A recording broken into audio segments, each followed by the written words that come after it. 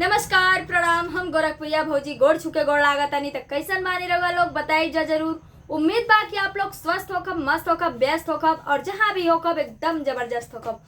तो भगवान करे, माता रानी करे कि रहुआ लोग एकदम स्वस्थ होकी, मस्त होकी, व्यस्त होकी, अपना घर में होकी, अपना परिवार के साथे होकी, बिल्कुल सुरक्षित होकी। चाहे भले ही लड़ाई झगड़ा कुछ भी करत होकी, अपना मेहर के साथे, अपना माल के साथे, अपना सेटिंग के साथे सेट होकी, बट अपना घर में रही और सुरक्षित रही। तो ई वीडियो हम बना रहल बानी हीरा लाल हरियाली ऑफिशियल खरतीन। जी हाँ, चैनल के नाम हो हीरा लाल हरियाली ऑफिशियल।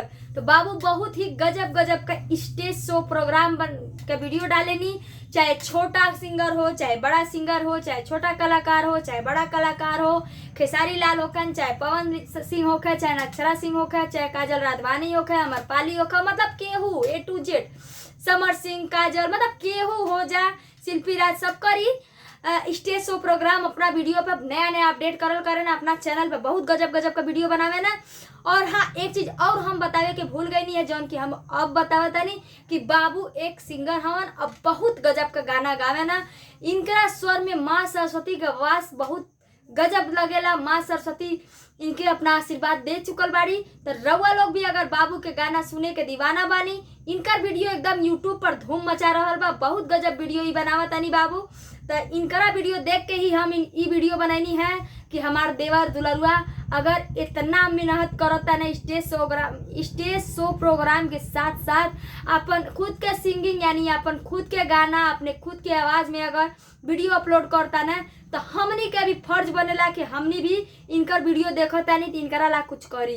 तो इनकरा ला हमनी के का करे के बा, कुछ ना करे के बा, बस इनकरा चैनल के सपोर्ट करे के बा। इनकर चैनल के सब्सक्राइब करके, लाइक करके, शेयर करके, कमेंट करके, और हाँ लास्ट में बेल आइकन घंटी दबा के, ताकि बाबू कोनो भी वीडियो डाला तो सबसे पहले नोटिफिकेशन हमनी के पास आवे और सबसे पहले कैच कर लेवल जाए इनकर वीडियो।